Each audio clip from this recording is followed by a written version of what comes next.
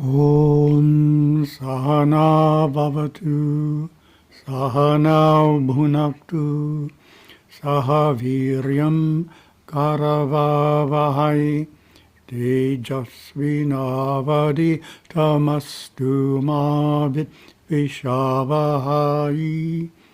Om Shanti Shanti Shanti. And we'll share the screen here. There does it. There it is. First topic. Can everyone benefit from yoga?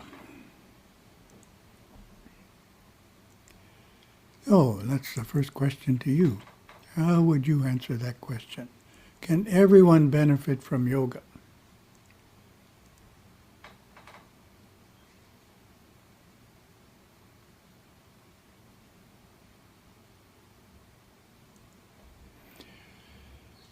This Publisher's Desk presents the information I shared on yoga at the Parliament of World Religions that was held in Melbourne, Australia in 2009. One of the events we were privileged to participate in at the Parliament of the World Religions in Melbourne was an interreligious panel entitled Practicing Yoga, Covert Conversion to Hinduism, or the Key to Mind-Body Wellness for All. Covert conversion. Interesting idea. At this largest ever interfaith gathering, true when I wrote this, many panels, including this one, focused on the interface of cultures and religions. With yoga becoming so popular in the world, it was a natural candidate for reflection. And the results were, as you will see, fascinating. The Parliament defined the issue and points of discussion thusly. The science of yoga has grown enormously on the global stage in the last few decades due to widespread recognition of its physical and mental health benefits. It's interesting, one of the ways of measuring that in our being located on the most remote landmass in the world, called Hawaii, is that on our island, when we arrived in 1970, there were no yoga studios, and now there's quite a few, and even a lot of yoga retreats. Different teachers hold yoga retreats on our island, so you can see how it's become much more widespread in the last 54 years since we moved here. I guess 55 years next month. Hinduism teaches that yoga is comprised of 8 steps, of which the popularly practiced postures are an integral part. Although yoga's origins are Hindu, its practitioners come from virtually all faiths. The United States alone has about 20 million practitioners, with hundreds of millions worldwide. However, the Hindu roots of yoga and the use of Hindu chants, such as the sacred syllable Om, appear to have created apprehensions that the practice of yoga leads to de facto conversion to Hinduism. Yet as a pluralistic, non-exclusivist, and non-proselytizing religion, Hinduism teaches that one need not become a Hindu or repudiate one's own faith to practice yoga and reap its benefits. How founded is the fear of conversion in the practice of yoga? Is the practice of yoga inconsistent with the tenets of other religions? Can interfaith dialogue help individuals, irrespective of faith, reap the immense benefits that follow from the practice of yoga? The aim of this program is to foster understanding among faith traditions and to create a sustainable basis for the practice of yoga by all. Reverend Ellen Grace O'Brien, Spiritual Director of the Center for Spiritual Enlightenment and a minister in the Kriya Yoga tradition, moderated the panel discussion. 5 panelists presented diverse viewpoints. Dr. Amir Farid Isahak, practicing Malaysian Sufi, said that in his interpretation, yoga can be practiced by Sufis without compromising their religion, but here he has a condition. As long as they focus on a goal of achieving proximity to God, but not unity. Well, that's the Sufi point of view. Proximity, but not unity. Professor Christopher Ki Chapo shared information on the philosophical goals of yoga as expounded in Patanjali's Yoga Sutras. He also spoke of the presence of yoga in Jainism and Buddhism to demonstrate that long ago yoga moved beyond the boundaries of Hinduism. Leigh Blaschke of the Australian Institute of Yoga stressed that yoga practice should not be divorced from the spiritual disciplines that are its core. Good for him. Suhag Shukla, a Hindu who grew up in the U.S. and now a board member of the Hindu American Foundation, was adamant that yoga and its path of meditation are vital Hindu practices, integral to the religion. My presentation noted that today most popular yoga schools present yoga as a path of unity of mysticism, a meditative regimen that ultimately leads to experiencing the soul's oneness with God. Here is my summary of the issue.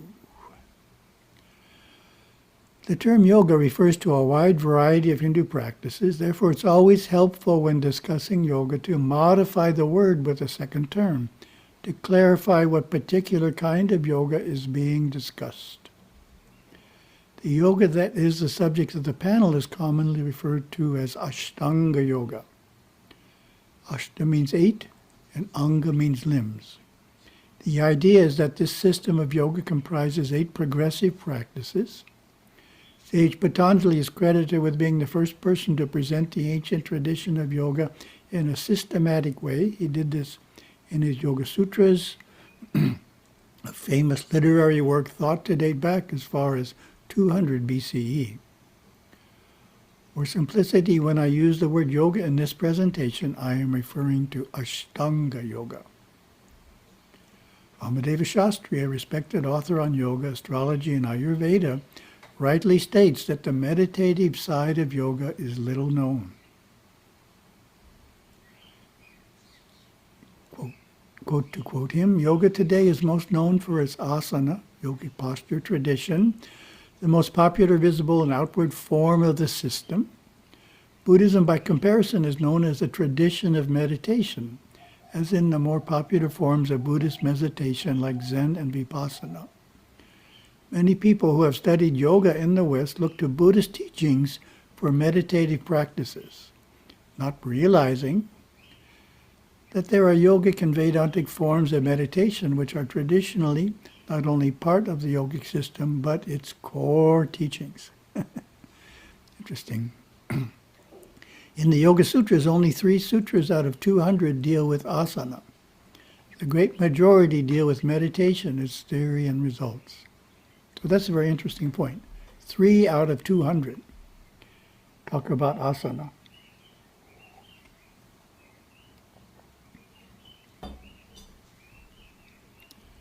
To understand yoga's meditative aspect, it is helpful to look briefly at each of the 8 limbs or categories of practice. First limb is yama, the ethical restraints, of which the most important is ahimsa, non-injuriousness. Second limb, niyama, specific religious observances, including puja in one's home shrine and repeating mantras. Third limb, asana, the yogic postures that are so widely practiced as a regimen called Hatha Yoga. The remaining 5 limbs are all related to meditation: pranayama, breath control; pratyahara, sense withdrawal; dharana, concentration; dhyana, meditation; and samadhi, ecstasy, or oneness with God. It is sometimes argued that yoga is not Hindu per se, only the roots are Hindu, meaning its origins.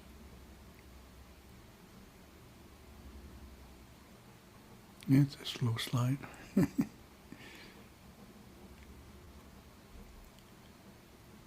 How would you respond to that statement? Only the roots of yoga are Hindu.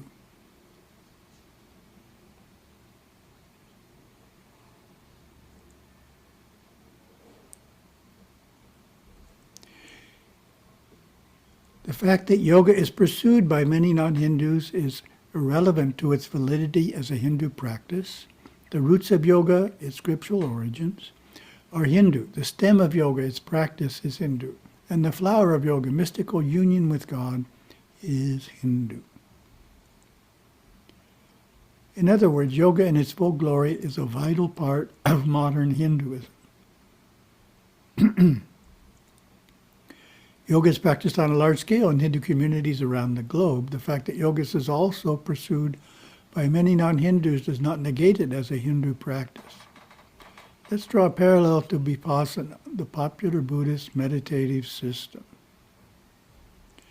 The practice of Vipassana by those who are not Buddhist does not lessen the fact that Vipassana is a Buddhist practice, not merely a practice that has its origins in Buddhism. Can non-Hindus benefit from yoga? Clearly, more and more people today, including adherents of other religions, are convinced that this is possible. Take, for example, the title of an opinion piece in an August 2009 edition of Newsweek, "We're all Hindus now." The article quotes the view of Stephen Protero, a religion professor at Boston University, on the American propensity for the divine Delhi cafeteria religion. He states, "You're not picking and choosing from different religions because they're all the same. It isn't about orthodoxy. It's about whatever works. If going to yoga works, great. And if going to Catholic Mass works, great. And if going to Catholic Mass plus the yoga plus the Buddhist retreat works, that's great too." What do you think the leaders of Christianity and Islam How do you think the leaders of Christianity and Islam look at their followers practicing yoga?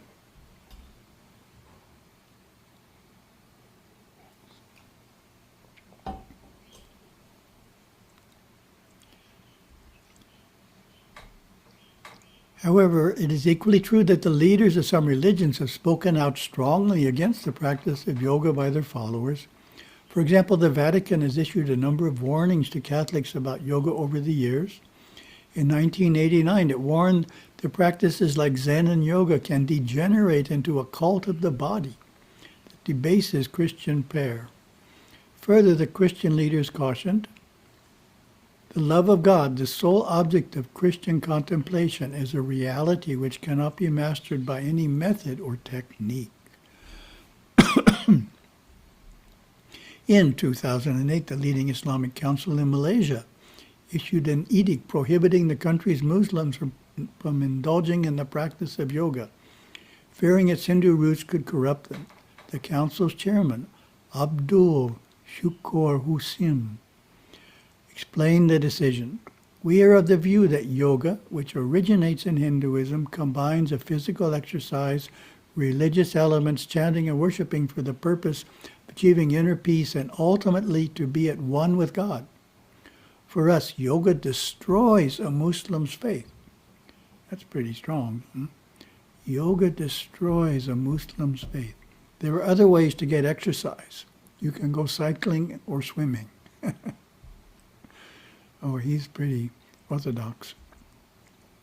In a search on the web, another informative example turned up. In 2001, the Reverend Richard Fair, vicar of St. Mary's Church in Henham, England, made a decision that became the talk of the Essex village and beyond. He banned a 16-strong group of yoga enthusiasts from taking lessons in his church hall. "Yoga is," he said, "an unchristian practice. I accept that for some people it is simply an exercise, but is also often a gateway into other spiritualities, including Eastern mysticism." The Christian and Muslim leaders we cite as examples stated no concerns that the practice of yoga might result in conversion to Hinduism. However, all three expressed the concern that yoga practice is in conflict with the tenets of their religions. As Abdul Husim expressed that yoga destroys a Muslim's faith. This predictably raises the question, what are the tenets of yoga? We find an authoritative answer in the teachings of B.K.S. Iyengar, one of the most renowned modern teachers of yoga. His system, known as Iyengar Yoga, is widely popular, as evidenced by the thousands of teachers listed on his website. There, in answer to his most frequently asked questions, what is yoga, he states, yoga is one of the 6 systems of Indian philosophy. The word yoga originates from the Sanskrit root yuj, which means union. On the spiritual plane, it means union of the individual self with the universal self. Sage Patanjali penned down this subject in his treatise known as Yoga Sutras. Another popular yoga teacher, Bikram Choudhury, founder of Bikram Yoga, defines it in a similar way on his website, stating that yoga means union of the individual soul, Atman, with the universal soul, Brahman. He states, Atman and Brahman are Hindu theological terms that are used as a reference for the mind, whereas there truly is only oneness. Clearly, it is not just its specific practices, such as chanting the mantra Om, that makes yoga Hindu. It is the philosophy itself. The fact that the goal of yoga philosophy is mystical experience, or more precisely, a mystical experience of the oneness of the soul with God, is the most central attribute that makes it inherently Hindu. It is naive to take yoga as a physical system of exercise devoid of its philosophical, spiritual, and cultural underpinnings. This profound spiritual discipline is ineluctably rooted in Hindu scripture. It is a path of religious practice on all levels, and its goal is enlightenment, self-realization. It may not be advisable for followers of religion in which unity of mysticism is unacceptable, as stated by the religious leaders of such faiths.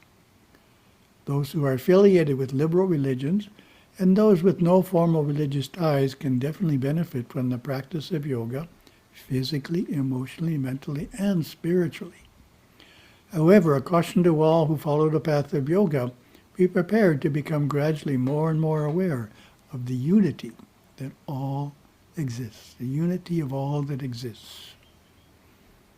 Let me read that again. That's a great close. However, a caution to all who follow the path of yoga: be prepared to become gradually more and more aware of the unity of all that exists. Very nice. So that's the real conflict, is the philosophy of identity of the soul and God, with the religious leaders of Orthodox religions that don't have that belief. And character qualities from our workbook, or in the H's. Honesty is the 29th character quality. How would you define honesty?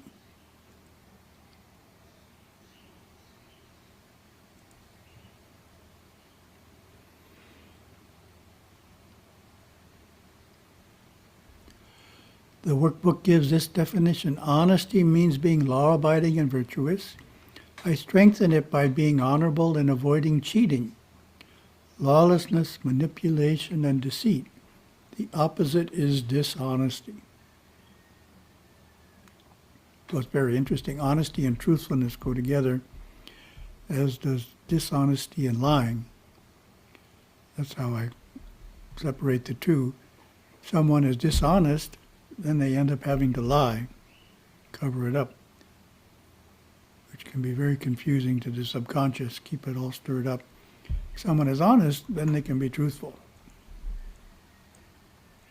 So honesty is the action, and truthfulness is the speech.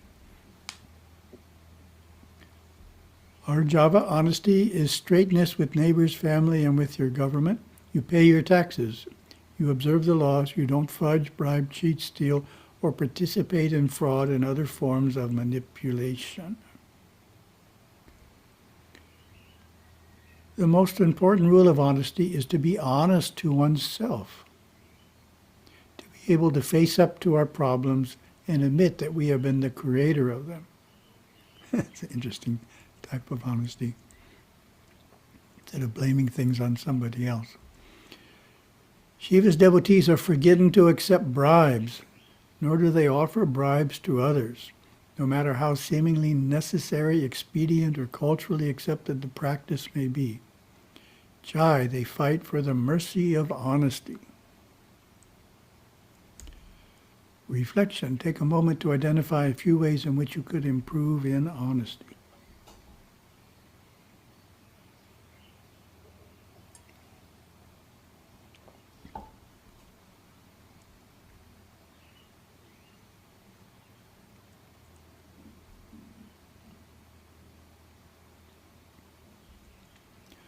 Third topic, quotes from Yoga Swami's Words of our Master. If you think that you want to control the mind, that is also the dispersion of the mind, pravritti. If you fuse the mind with the Atma, all your thoughts and plans will then cease to be the activity of the mind. What does that mean to you?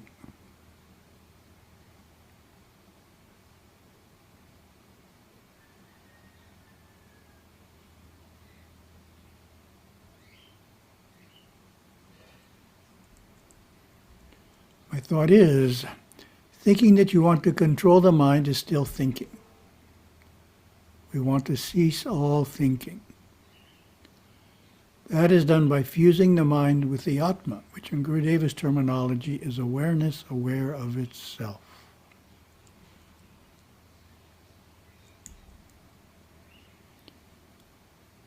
If you take hold of the cat's tail, it will bite you. In like manner, you must live in the world like water on a lotus leaf. What does a man lack if he surrenders himself to the Lord, saying that all is his action? He will get everything he needs. But that does not mean that if he wants to fly in the air, he will be able to. So quite a few ideas in this one. What does Yoga Swami's quote mean to you?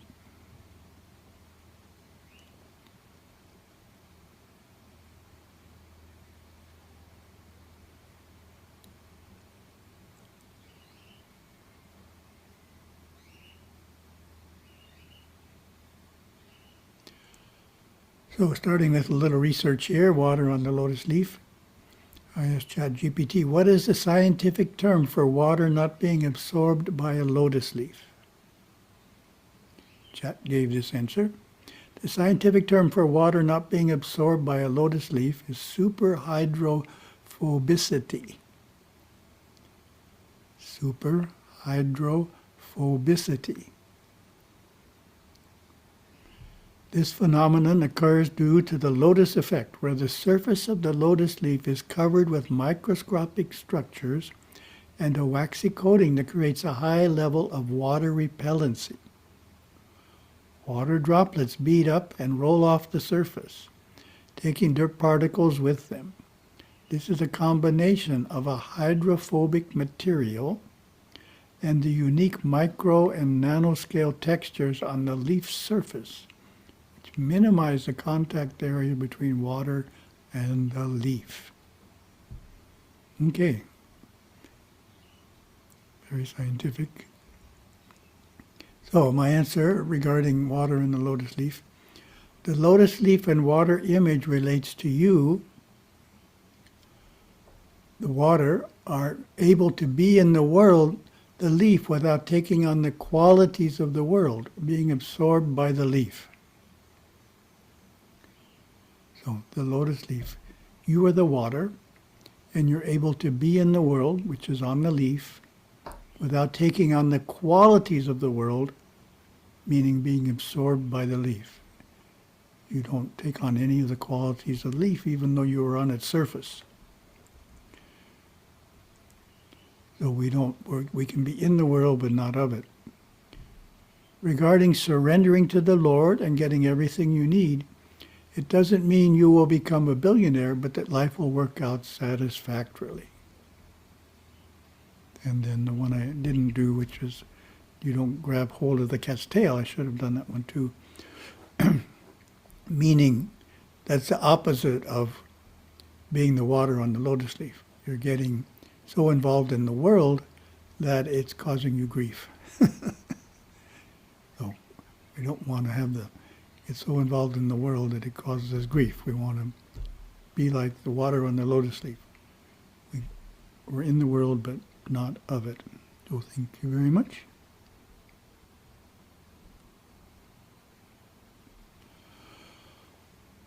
Oh.